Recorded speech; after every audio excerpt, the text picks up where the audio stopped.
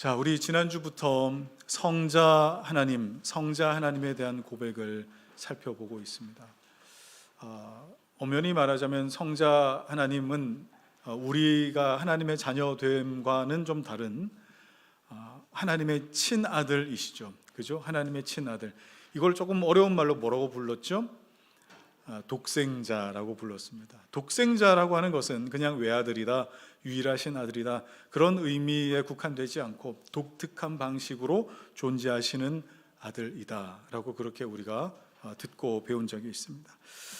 우리는 참 이걸 듣는다 해도 배운다 해도 우리가 살아가고 있는 이 시간의 흐름 가운데 있기 때문에 부모 그리고 자식 이렇게 우리가 생각할 때도 그냥 인간의 생식법 아래에서 우리가 생각하고 그리고 시간의 틀 안에서 우리가 이해하는 것이지, 하나님께서 신적인 그 하나님 되심, 신적인 어떤 특징을 가지고 계신다, 이걸 참 온전히 이해하기가 참 어려운 것 같습니다. 그래서 성부께서 성자를 영원히 낳으셨다, 이런 문장을 우리가 대할 때, 그리고 또 성자는 영원히 출생하셨다, 이런 문장을 우리가 대할 때 그렇게 우리 안에 썩 와닿지 않는 그런 이유도 아마 그럴 것입니다. 이런 문장을 대할 때면은 아니, 성부께서 성자를 영원히 낳으시면 아직도 분만 중이신가? 그죠? 그리고 성자가 있으면은 낳으셨다 그러면은 성모도 있어야 되는 거 아닌가? 이런 생각이 갇혀 있어요. 그리고 성자는 영원히 낳으셨다. 지금 그러면 성자는 아직 미완성의 단계이신가? 완성을 향해 가고 계신가? 자, 이런 질문에 딱 한정이 돼 있어요. 이게 우리의 어떻게 보면 한계겠죠. 그건 하나님의 그 특징, 하나님의 본질, 그 하나님의 신성을 우리가 다 알지 못하기 때문에 이런 질문에 갇혀 있는 것입니다. 그러나 성경은요, 이 하나님을 참 풍성하고 다양하게 우리에게 알려주려고 기록이 되어 있습니다.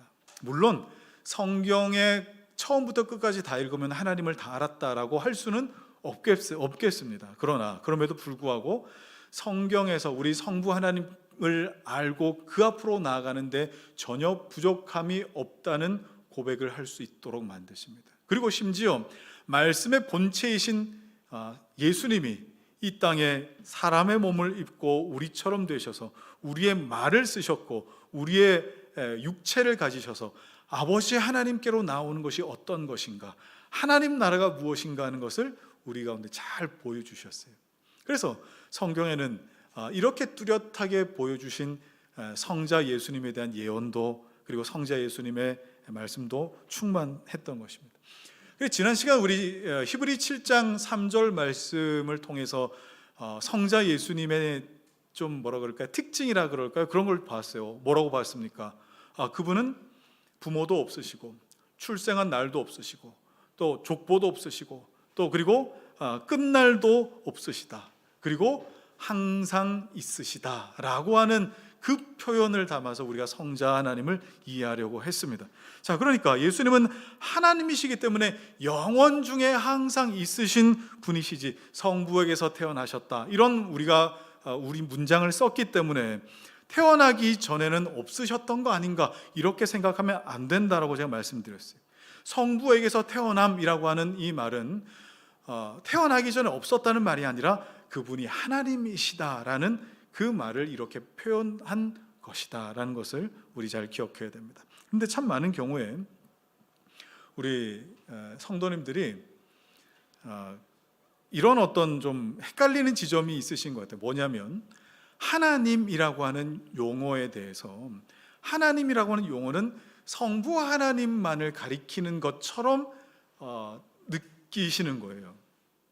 성부 하나님을 향한 호칭처럼 느끼는 겁니다. 자, 그래서 예수님이 하나님이시다, 성령님도 하나님이시다 라고 하면은, 아니, 성부 하나님이 하나님이신데 왜 또 예수님 성령을 또 하나님이시라고 하느냐, 하나님이 도대체 몇 분이나 계시느냐, 이렇게 또 헷갈려 하시는 분이 계시는 거예요.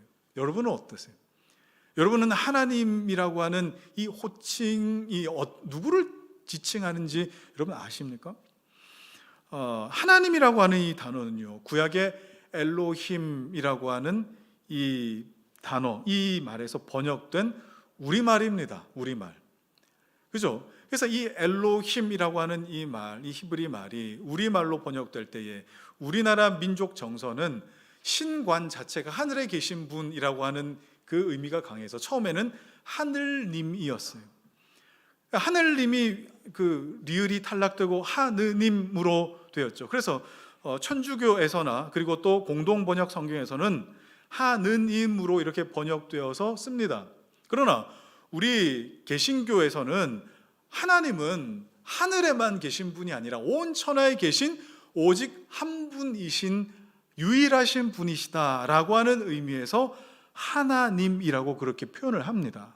자, 그러면 다른 언어로는 이 엘로힘을 어떻게 번역했습니까? 라틴어로는 데오스, 그리고 스페인어로는 디오스 비슷하죠.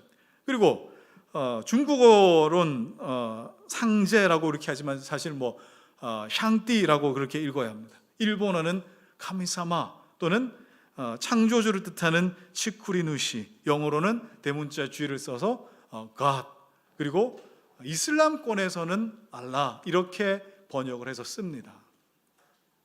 자, 이런 호칭이 어떻다, 또 맞다, 틀리다 이런 걸 오늘 다 논할 수는 없고, 다만 이 호칭들이 가리키는 그 하나의 대상, 유일한 대상이 과연 누구이신가, 우리가 제대로 알고 인식하고 있는가를 오늘 좀 물으셔야 될 것 같아요. 우리가 하나님이라고 읽고 사용하는 이 말은 사실 히브리어 엘로힘에서 나온 어떤 이 말인데, 엘로힘은 사실 복수 형태예요. 엘 또는 엘로하라고 하는 이 단수 명사에 뒤에 복수의 전미사인 임을 붙여서 엘로힘이라고 이렇게 부르는 것입니다. 그래서 엄연히 따지자면 여러분, 복수이기 때문에 뭐라고 해석해야 돼요? 하나님들, 그죠? 신들, 이렇게 또 Gods라고 이렇게 해야 엄연히 따지자면 이렇게 해석하고 불러야 마땅한 거예요. 그러나 성경에서는 참 신기하게도 분명 복수 명사임에도 불구하고 뒤에 받는 모든 동사가 단수 처리되어 있어요. 자, 그렇다면 여러분, 이건 무엇을 의미하겠습니까?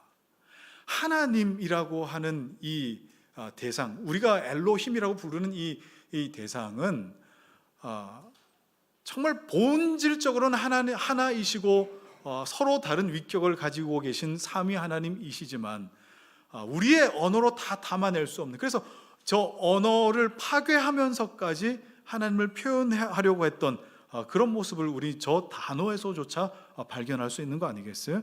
자, 하나님이라고 하는 호칭은 그래서 성부에게만 국한되지 않습니다. 성부, 성자, 성령, 하나님을 모두 가리키는 신적 대상인 것이죠. 그래서 이 호칭을 성부에게 국한시키지 마셔야 됩니다. 그래서 하나님 했을 때에 예수님은 하나님이 아니시고 예수님은 그냥 예수님이시고 성부만 하나님이시다, 이런 어떤 생각을 여러분들이 가지시면 안 돼요. 삼위 하나님 모두 다 하나님이시다. 하나님은, 이런 하나님께서 우리를 창세전에 택하여 부르셨다. 우리를 아시고 창세전에 택하여 부르셨다. 그래서 바울이 에베소 1장 4절에 우리의 이해를 돕도록 하기 위해서 뭐라고 했습니까? 창세전이라고 하는 시간을 이렇게 우리에게 보여줬어요. 그러나 우리는 지난 시간에 영원이라고 하는 개념을 우리가 들었지 않습니까? 그러면 창세전이라고 하는 것이 그냥 우리 입장으로 한없이 뒤로 먼 어떤 시간의 차원이 아니라 우리의 시간 그 너머, 그것을 감싸고 있는 하나님이 항상 존재하시는 방식으로서의 그 영원 가운데에서 여러분들을 택하여 부르셨다라는 것입니다. 그래서 여러분, 하나님께서는 시간 밖의 그 영원 중에 계셔서 우리로서는 한없이 뒤로 오래전에 우리를 아신 것처럼 느껴질 수 있겠지만, 그것이 우리의 인식의 전부일 수 있겠지만, 하나님은 그 시간 영역 밖의 영원 가운데 항상 우리를 뭐처럼 보시죠? 지금으로 보십니다. 하나님 앞에서는 언제나 지금이세요. 그래서 여호와라고 하는 이 이름 자체가 지금 있다라고 하는 그런 이름이신 거예요.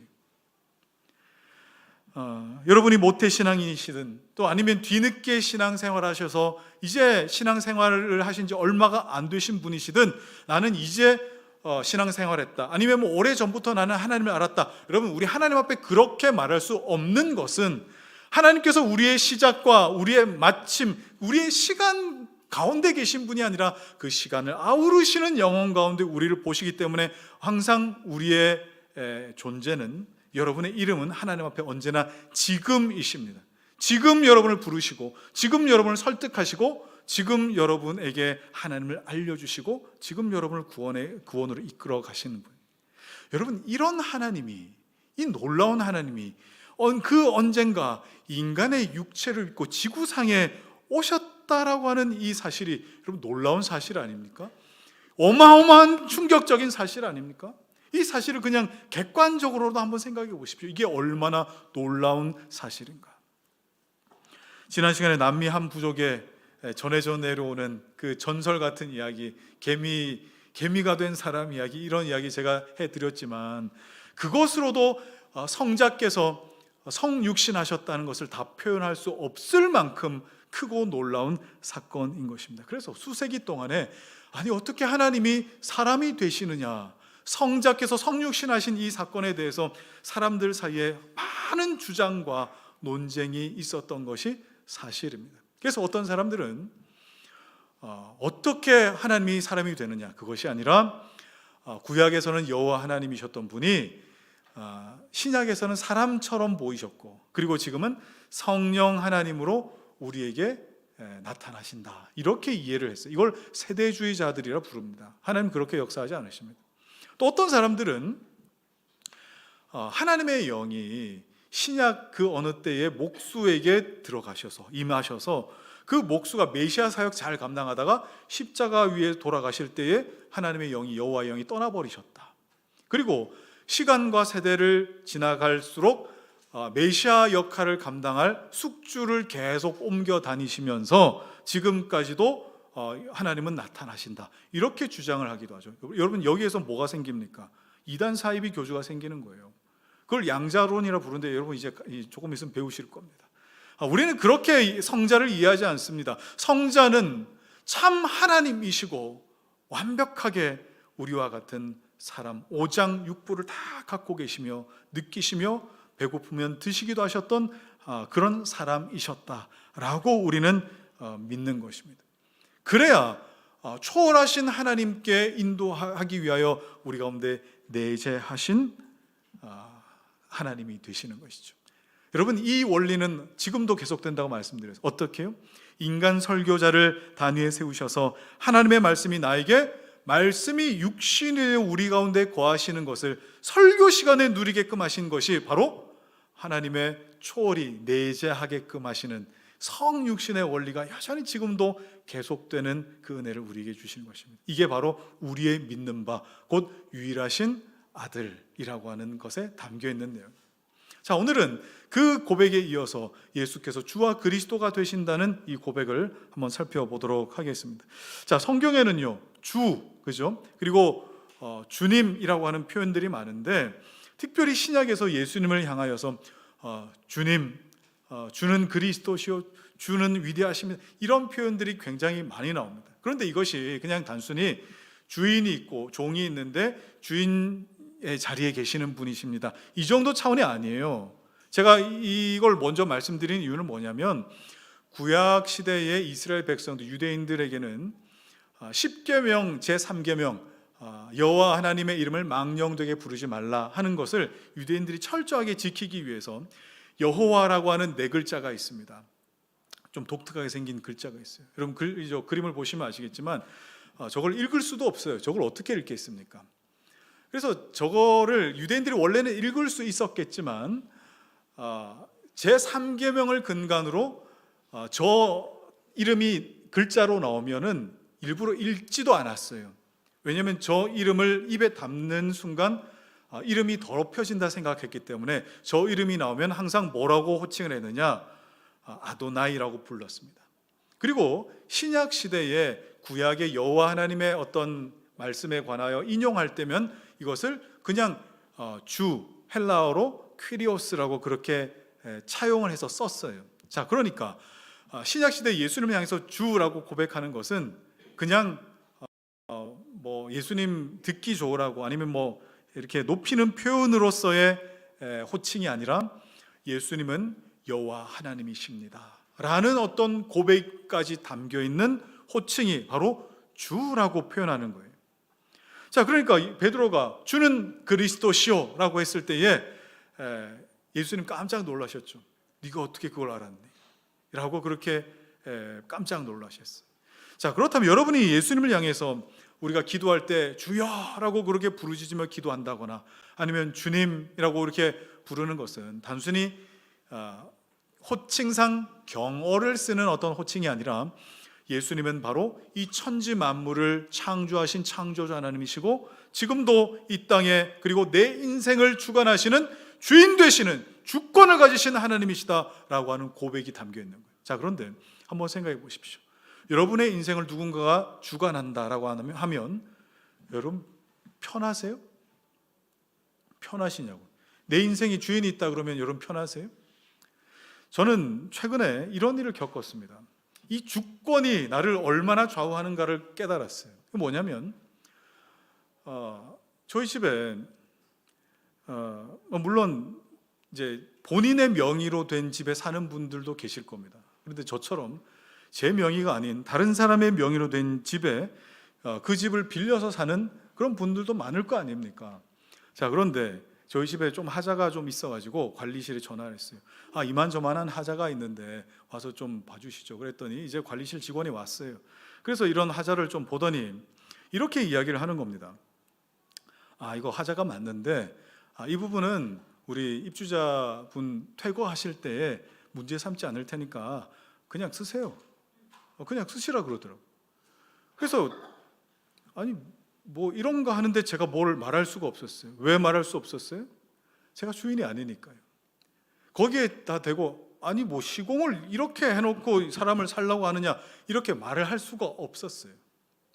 제가 만약에 제 명의로 된 집이었다면 아니 이거 시공 잘못한 거니까 똑바로 해놓으시오, AS 해놓으시오 이렇게 이야기를 했겠지만 가만 생각해 보니까 제가 거기에 살고 있으면 제가 주인이 아닌 거예요. 그리고 그 사실을 저도 알고 그 관리실 직원도 알아요. 그러다 보니 분명히 하자가 있음에도 불구하고 서로 언성을 높이지 않는 놀라운 일이 있었습니다. 집에 대한 주권 하나 때문에 이거 빨리 얘기해서 고쳐야 되겠다라고 하는 이 의지가 제 의지가 확 꺾여버린 거예요. 자, 그럼 여러분은 어떠세요? 하나님께서 여러분의 인생의 주인 되신다라고 하면 그냥 이게 편안하게만 들릴 수는 없습니다. 이게 여러분 그렇게 편안한 이야기가 아닌 거예요. 왜 그렇습니까? 아니 하나님이 처음부터 끝까지 내 인생을 주관하고 다스리는 주인이 되신다라고 한다면 뭐 내가 할 수 있는 건 뭐 아무것도 없겠네요. 자, 이 지점에 항상 부딪히거든요. 사람이라고 하는 게. 그래서 하나님의 주권을 말하면 그 끝에 항상 제일 마지막에 부딪히는 게 뭡니까? 인간의 자유의지예요. 인간의 자유의지라고요. 하나님의 주권을 너무 강조하면은 나는 자유가 없는 것처럼 느껴지고, 또 사람의 자유를 너무 강조하면은 하나님이 무능력해진다거나 하나님이 무심해지는 것처럼 그렇게 느껴지는 이 지점이 참 오랜 세월 많은 신학자들에게도 어려운 난관이었습니다. 자, 특별히 여러분 이 하나님의 주권을 이야기하면서 만나는 그 인간의 자유의지 한번 생각해 보시죠. 자유의지를 참 강조했던 이 어떤 학파가 있었거든요.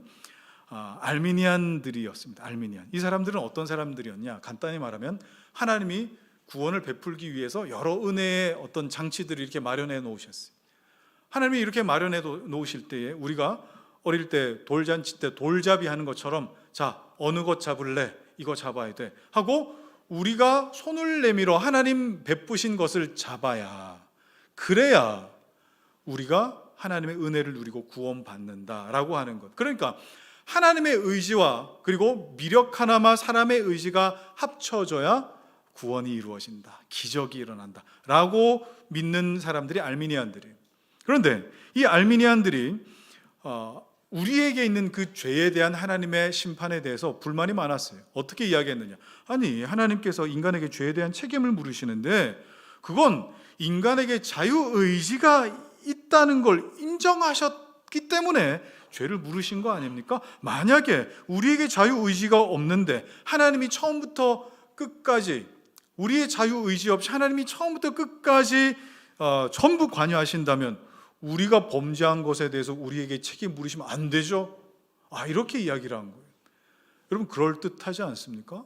굉장히 그럴듯하죠. 그런데 우리 개혁주의 신앙, 우리 기독교 개혁주의 신앙에서 뭐라고 이야기하느냐? 그게 아니라 인간의 의지는 자유로운데 모든 그 자유로움의 위에 결정은 하나님이 하신다. 이거 굉장히 애매한 말이에요. 어떻게 보면 아니, 우리는 자유로운데 결정은 하나님이 하신다? 이거 모순되는 거 아닌가? 그리고 또 순환 논리, 이 계속 질문하고 답하고 질문하고 답하고 이게 계속 순환되는 순환 논리에 빠지는 것처럼 느껴지는 것이죠. 자, 그러면 우린 이런 질문을 해야 돼요. 아니, 인간이 자유로운데 하나님의 주권과 하나님의 섭리는 어떻게 한 치의 오차도 없이 우리 가운데 이루어지는가 하는 거예요. 자, 여러분, 한번 솔직하게 대답해 보십시오.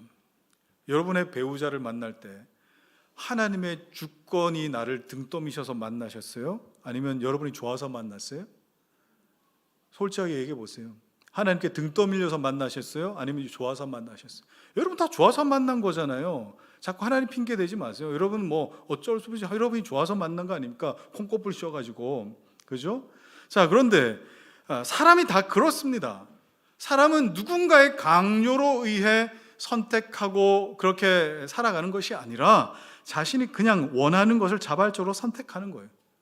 이걸 우리는 하나님의 주권 하면은 자꾸 뭘 생각합니까? 운명론이다, 그죠? 또는 숙명이다, 이렇게 생각하는데 하나님의 주권은 여러분의 운명을 완전히 세팅해 놓으셔서 그렇게 될 수밖에 없게끔 하시는 그런 운명론이 아니라는 거예요. 여러분 중에 등 떠밀려서 교회에 나오신 분 계신지 모르겠습니다. 자, 누군가가 등 떠밀려 교회에 나온다고 해도요, 정말 교회에 나오고 싶은 생각이 전혀 없으면 여러분 목에 칼이 들어와도 여러분 교회 안 나옵니다. 그러면 내가 교회 나온다는 거 뭡니까? 등 떠밀려 나온 것처럼 보여도 내 안에 내가 그러기로 원하는 하나의 어떤 작은 실마리가 있어서 선택하고 나오는 거예요. 자, 이 부분을 성경에 나오는 요셉을 예로 한번 들어보시죠.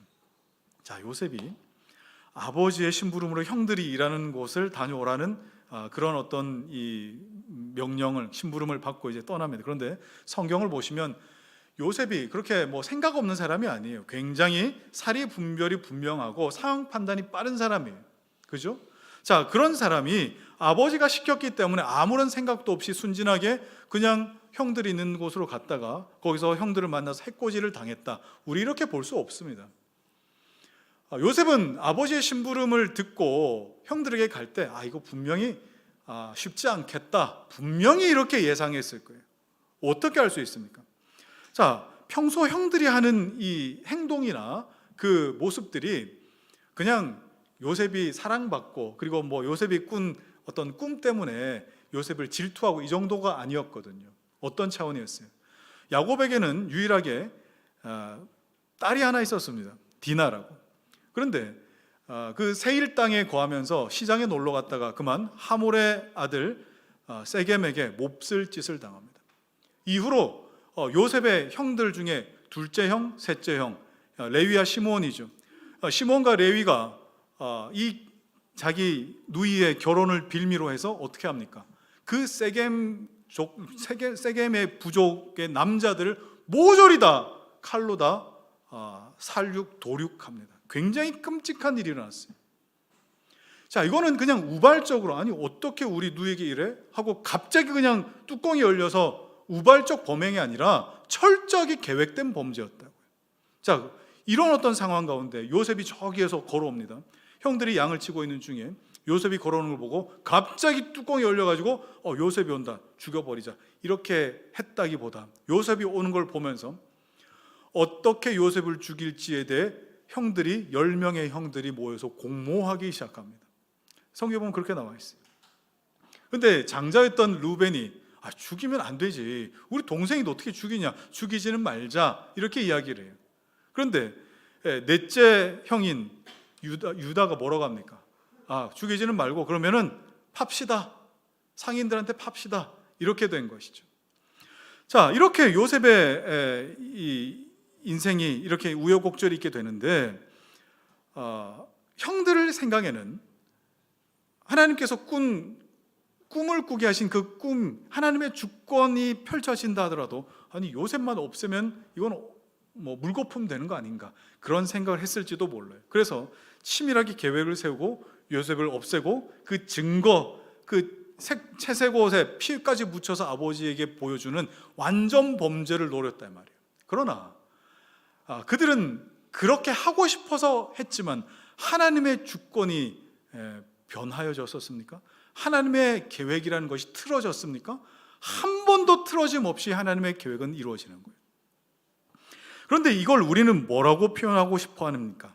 자유의지라고 그렇게 표현을 하고 싶어 하는 거예요.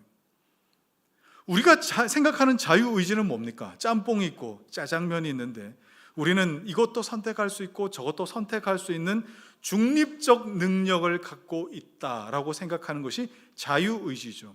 이게 알미니안들이 지키고 싶어하는 이 자유의지의 개념입니다. 자, 그런데 우리 기독교 신앙은 자유의지를 인정하지 않습니다. 인정하지 않아요. 이렇게 해서 여러분 자유의지가 있다 그렇게 말씀하지 마세요. 브루스 웨어라고 하는 학자가 있습니다. 이 브루스 웨어가 소위 우리가 자유의지라고 부르는 것을 뭐라고 표현했느냐? 성향의 자유라고 표현했어요. 성향의 자유. 그러니까 사람이라고 하는 것은 중립적인 능력과 의지를 가지고 어떤 영향도 이유도 없이 내가 임의로 A를 선택할 수도 있고 B를 선택할 수도 있는 그런 것이 아니라 이미 뭡니까? 이미 기울어져 있는 거예요. 기울어져 있어요. 그래서 저 기울어져 있는 성향 안에서 자유롭게 선택할 뿐이다. 자, 그러면 여러분 저 기울어진 저 성향 안에서 자유롭게 선택한들, 그 선택은 무조건 내리막을 걸어갈 수밖에 없는 선택일 수밖에 없는 거죠. 이걸 뭐라고 부릅니까? 이걸 성향의 자유라고 부르는 겁니다. 그러면 여러분 아담을 생각해 보십시오.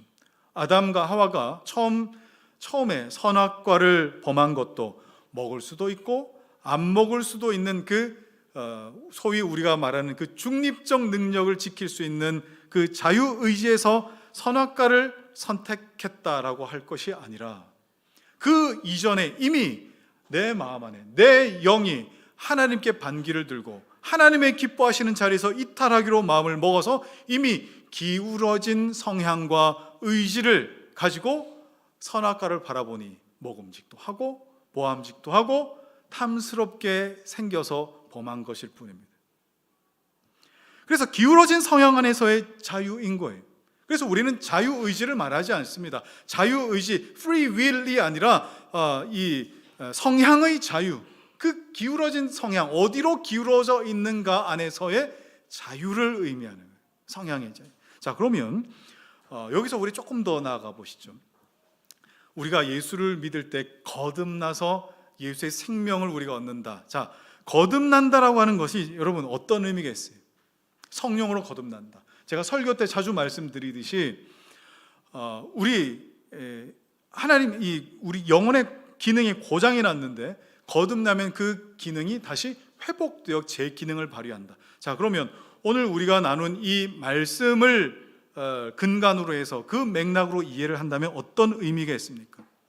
그냥 우리가 평행한 상태에서 이렇게도 될 수 있고 저렇게도 될 수 있는 자유의지를 우리가 회복한 것이 아니라 뭐예요? 죄로 기울어져 아까 그 그림 한 번 더 띄워주시죠. 죄로 기울어져 있는 상태에서 우리가 선택할 수밖에 없는 그런 인생이었는데 이제는 저렇게 기울어진 것이 아니라 하나님께로 기울어지게끔 성향을 만드셨다.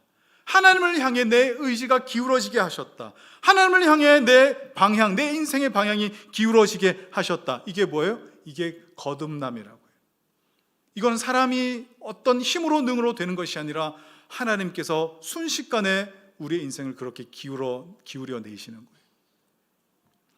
그래서 거듭나서 참된 성향을 가지고 있는 자, 그 안에서 참된 성향의 자유를 가진 자들은 결국 어떤 걸 선택해도 하나님 원하는 걸 선택하게 되고, 거룩한 것을 열망하게 되고, 때로는 그것과 반대의 어떤 선택을 할 때마다 내 안에 어떤 마음이 듭니까? 오호라 나는 공고한 사람이로다. 이 사망의 몸에서 누가 나를 건져내려 하며 이 바울의 저항감 같은 것, 갈등 같은 것을 느끼기도 하고, 때로는 찬송가의 그 고백, 평생에 듣던 말씀, 주 예수 크신 사랑 또 들려주시오.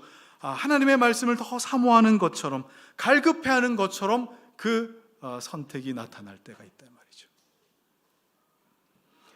이렇게 하나님은 우리에게 일하십니다. 이런 하나님의 일하심과 하나님의 사역을 놓고 하나님께서 첫사람 아담 때부터 죄를 짓도록 하신 거 아닙니까? 라고 그렇게 우리가 함부로 이야기해서는 안 될 것입니다. 요셉의 형들도요, 그냥 그 악하게 기울어진 자기의 성향 안에서 자기들이 그냥 하고 싶은 결정을 따라서 그렇게 한 것입니다. 가룟 유다도요, 예수님 가장 가까이 있었던 가룟 유다도 자신의 그 기울어진 성향을 따라 스승 예수를 팔기로 자기가 선택했던 것뿐입니다.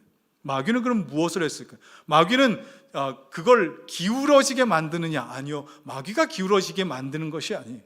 이미 기울어진 그 성향에 더 뚜렷해지고 더 가속을 낼 수 있도록 미혹할 뿐이에요. 마귀는 그 역할을 하는 거예요. 세상에서 이미 은퇴한 나이가 될 겁니다. 그런데 이제 우리 교계에서는 58년 개띠 그쯤 되는 이제 목사님들이 이제 은퇴를 막 이제 하고 계시는 중에 있는데, 최근에 그 목사님들, 우리 선배 목사님들의 은퇴 소식을 이렇게 들으면 참 가슴 아플 때가 있습니다. 그 마지막에 정말 하나님께서 내 인생의 처음과 끝을 아우르시며 하나님께서 붙드신다라고 하는 이 하나님의 주권을 그 마지막 때에 아직 온전치 못한 이 내 어떤 이 성향, 이 어떤 이 성품에 마귀가 역사했던 것일까? 그 하나님의 주권에 내 지분도 좀 있습니다 라고 하는 그런 모습들을 보일 때마다 참 후배 목사님, 그리고 또 남겨진 교회와 성도들에게 어떤 의미일까, 이런 생각을 할 때가 있어요. 여러분, 거듭난 자라고 해도 항상 이렇게 하나님 기뻐하지 않는 선택을 한다거나 또 하나님께 기울어진 방향이 아니라 다른 방향을 우리가 나아가려고 할 때 항상 그 두 성향이 싸웁니다. 이렇게 항상 싸워요. 그러나 내 안에 계신 성령께서 거듭난 자를 그냥 두지 않으시죠. 그냥 두지 않으시고 반드시 내 안에서 탄식하기까지 하시며 성도들을 바른 길로 인도해 가시는 거예요. 가룟 유다는 진리의 본체가 되시는 예수님 가장 가까운 곳에 있었음에도 불구하고 자기 성향에 충실해서 예수님을 그렇게 하기로 결정을 해버렸어요. 그래서 들은 대로, 배운 대로, 본 대로 우리가 알고 믿지 못하면 자기 성향대로 삽니다. 이게 인간의 가장 큰 비극이에요. 자기 성향대로 사는 것.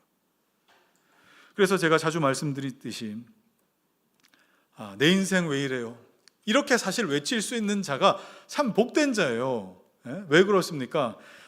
정말 내 성향, 내 욕심대로 내 인생이 다 그렇게 풀려져 가고 세팅이 된다면 여러분, 이 땅에서 뭐 하나님을 찾을 기회도 또 일도 별로 없다가 이 땅에서 그렇게 낙을 누리다가 그 마지막 영원한 심판대 앞에서 내 인생 왜 이러냐 하며 영원히 외칠 부르짖음이 될 것이기 때문에 그래요.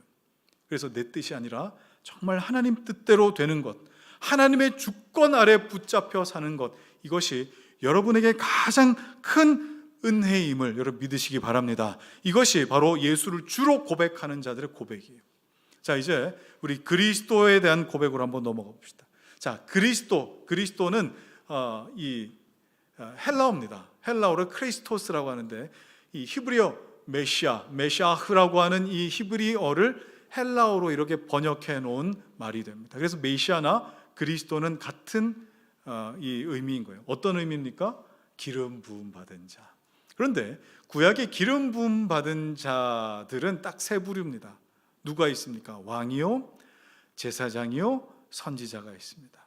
자, 그러면 예수님을 그리스도라고 고백하면은 예수님은 왕이요, 선지자, 제사장 그 세 직분이나 세 사람 중에 한 분이신가라고 생각되겠지만 그런 의미가 아닙니다. 오히려 그 모든 기름 부음의 완성이 되시는, 완벽한 기름 부음의 대상이 되시는 분이시다. 그래서 예수님은 참된 왕이 되셔서 우리를 통치하십니다.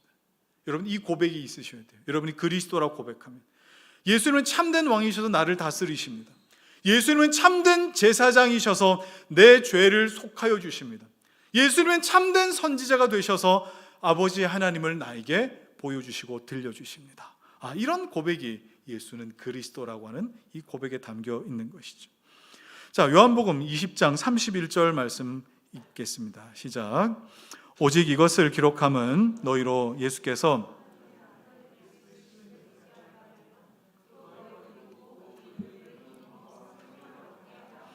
성경이 기록된 그 이유는 예수를 하나님의 아들 그리스도이심을 믿게끔 하기 위해 성경이 기록되었대요.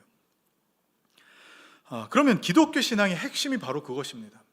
예수님이 그리스도이시다. 곧 참 왕이요, 제사장이요, 선지자가 되셔서 나로 말미암아 주 앞으로, 하나님 앞으로 나아가게끔 하시는 그 이유가 되신다라는 겁니다. 자, 여러분, 이 고백이 무너지면, 예수가 그리스도라고 하는 이 고백이 무너지면 여러분, 예수 복음 자체가 성립이 안 돼요.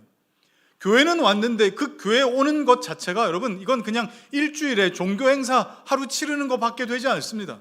여러분, 우리의 신앙 고백은 그렇지 않습니다. 우리의 신앙 고백은 뭡니까? 정말 예수를 그리스도로 믿어서 그분의 하나님의 주권 아래로 들어가는 것, 그것이 우리가 갖고 있는 신앙 고백이죠. 그런데 지금 세상을 보십시오. 구원자, 메시아, 그리스도 얼마나 많은지 모릅니다. 그래서 요즘 뭡니까? 똑똑한 한 채라고 합니까? 똑똑한 한 채라고 부릅니까? 똘똘한 한 채. 그래도 이 세상 살 때에 아파트 똘똘한 한 채 있으면은 그래도 내 인생 좀 안락하겠다. 요즘 한국의 주식 시장이 뜨겁다 보니까 막 빚을 내서 영끌을 해서 주식 시장에 투자를 하고, 이렇게 하면 그래도 내 인생 안락하겠다. 무슨 코스피를 구원자로 알아요. 내가 직장 생활을 하다 보니까 그래도 학위가 좀 더 보장되면 좋겠고, 그리고 또 성과가 있으면 좋겠고, 그래서 그런 걸 위해서 열심히 애를 쓰고, 또 인사권을 가진 누군가 그 옆에서 그래도 비위를 맞추려고 애를 써보고, 여러분, 세상이 다 이렇게 산다고 해서 세상의 흐름 가운데 나를 던져 맡기고 나도 그렇게 살아가는 것, 여러분, 그렇게 사는 사람들이 기도할 때 뭐라고 기도하겠습니까? 하나님, 내 인생을 붙들어 주세요? 웬걸요? 정말 구체적으로 기도하라 그러면은 하나님, 내 인사권자와 좀 잘 만날 수 있는 기회를 좀 주십시오. 그를 구원자로 생각을 해요. 하나님, 이번에 아파트 하나 샀는데 좀 오를 수 있도록 해주십시오. 아파트가 구원자라고 생각해요. 여러분, 입술로는 예수 그리스도라고 고백하지만 정말 그렇게 내 인생의 예수는 그리스도이십니까? 여러분의 자녀에게 정말 예수는 그리스도이십니까? 내 인생이, 우리 자녀에게 위기가 올 때마다 내 마음이 가장 먼저 달려가는 곳이 어디입니까? 내 마음이 가장 먼저 찾는 것이 무엇입니까? 돈입니까? 사람입니까? 아니면은 세상 방식입니까? 아니면 예수 그리스도이십니까? 여기서 진짜와 가짜는 갈리는 거예요. 우리는 예수는 그리스도라고 고백을 합니다. 이 고백을 확인하려면 여러분, 정직하게 질문하십시오. 내 불안은 무엇으로 달래고 있는가? 내 공허함은 무엇으로 채우려고 하는가? 내 분노는 무엇으로 정당화하려고 하는가? 내 두려움은 무엇으로 숨기고 있는가? 내 계획에 무엇이 흔들려서 이렇게 내 삶이 흔들리는가? 여러분, 거기에 한번 정직하게 답해 보십시오. 그리고 그 대답의 대상이 실제적으로 여러분의 그리스도일 가능성이 큽니다. 그렇지 않습니까? 그래서 우리 그리스도인들은 주일날 이렇게 예배당 모여서 예배드리는 이 하루 동안만큼의 삶을 그리스도인이라고 하지 않습니다. 오히려 우리 삶의 통째로 전부를 월요일부터 토요일까지라고 합시다. 주일을 포함해서 그 모든 시간 순간순간을 내 인생의 주인은 누구이신가를 묻고 확인하는 그런 삶이 바로 그리스도인의 삶이 될 것입니다. 여러분, 오늘날 전도가 어려운 이유가 바로 이런 부분에 있지 않겠습니까? 뭐 전도하는데 전도 방법이 모자라요? 여러분, 뭐 고구마 전도, 진돗개 전도, 무슨 뭐 XE 또 전도 폭발, 여러분 교회 전도 프로그램이 모자라서 전도가 안 돼요? 전도 문구가 세련되지 못해서 전도가 안 돼요? 여러분, 전도가 안 되는 이유가 뭔지 아십니까? 우리 안에 예수님이 진짜 내 삶의 그리스도이시다, 예수가 그리스도이시다라고 하는 이 문장이 나에게도 소화가 안 되기 때문에 전도가 안 되는 거예요. 나에게도 설득이 안 되고 내 스스로가 그걸 믿지 못하기 때문에 그걸 다른 누군가에게도 이야기하지 못하는 거 아니겠습니까? 자, 여러분, 사마리아 여인이 어디 뭐 교리 공부를 너무 열심히 하고 제자 훈련 열심히 해서 자기 동네에 가서 전도했습니까? 아니잖아요. 그리스도를 만났어요. 이분이 나를 아신다 깨달았어요. 동네에 가서 와보라, 이는 그리스도가 아니냐. 이것만큼 확실한 전도가 어디 있습니까? 사람을 만나면 다 문제가 있죠. 어려움이 없는 사람이 어디 있으면 다 있습니다. 갈등이 있습니다. 그때 우리가 전해야 될 것은 우리 안에 내가 경험한 우리 주 예수 그리스도, 그래서 당신 예수 그리스도 만나면 예수님이 길이시고 문이 되시고 또 답이 되신다, 이걸 말해줘야 되는데 이 말을 해놓고 나서 내 스스로도 좀 어색해져 버리는 이 상황을 맞이해요. 그리고 내 스스로 혼자만 어색하면 괜찮은데 그 사람이 도리어 물어보죠. 그래서 당신 인생은 어떻게 되었느냐, 이렇게 물어보면은 거기서부터 내가 자신이 없어지는. 그런데 내가 뭘 많이 배우지는 못했다 할지라도 정말 예수께서 내 삶을 바꾸시고 내 성향을 그분 하나님께로 기울여 내시고 습관을 바꾸시고 내 언어를 바꾸시고 내 삶의 의지를 바꾸셨다. 여러분, 전도가 뭐가 그렇게 화려해야 됩니까? 뭐가 그렇게 많이 준비되어야 됩니까? 전도는 결국 사람을 설득하는 기술이 아니에요. 내 안에 예수가 그리스도 되신다라고 하는 증언이잖아요. 증언이 진짜라면 말이 좀 어눌하고 간단해도 거기에 힘이 있는 것입니다. 자, 여러분, 결국 예수를 주와 그리스도로 믿는다는 것은 어떻게 보면 한 덩어리, 어떻게 보면 예수를 그리스도로 고백한 자들이 하나님의 주권 아래로 나아가는 것이기 때문에, 그래서 이 주권은 우리에게 부분적으로 인정될 수 없습니다. 그건 주권이 아닙니다. 주권이 아니라고요.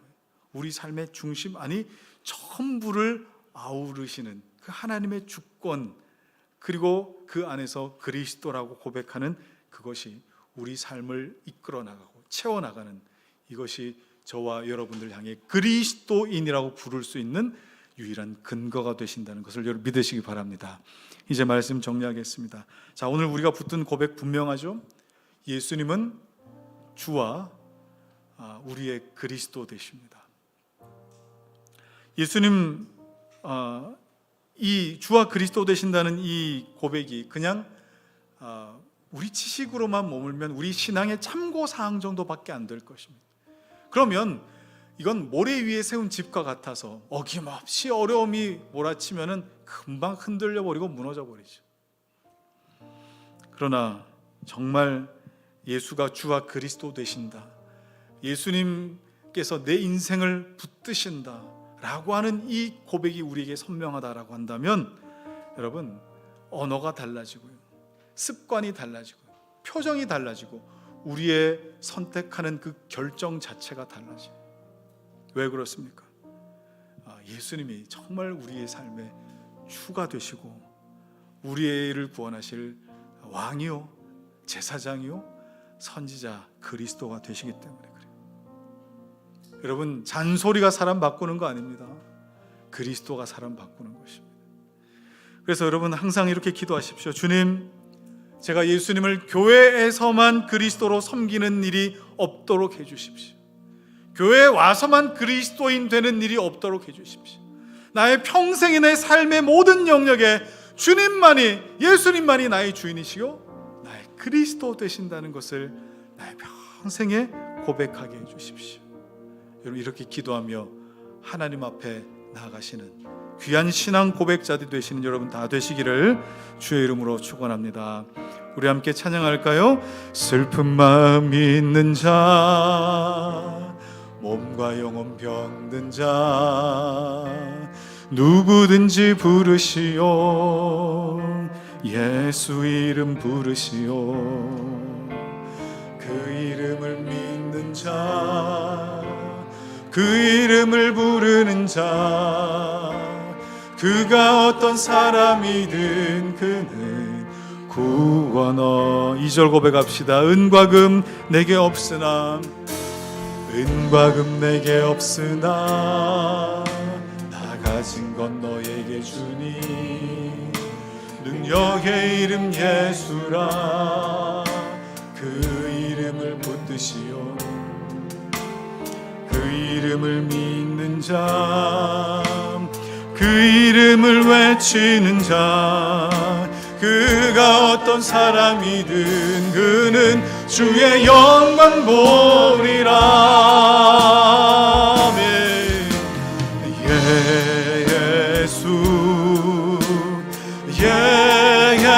예수, 오 능력의 그 이름 예수, 나 외쳐 부르네.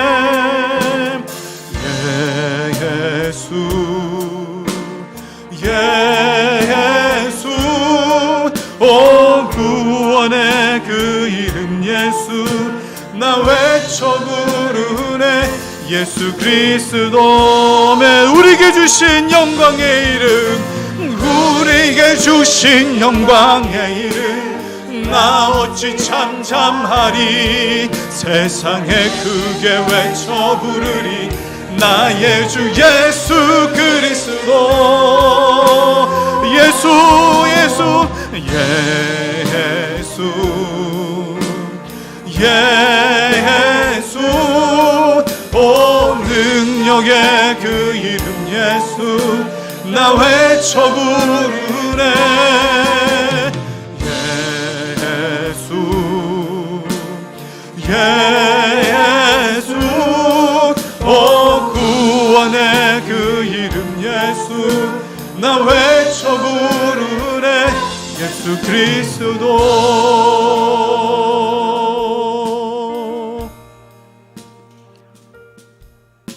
여러분, 우리는 본능적으로 주인을 두기 싫어하는 자들입니다.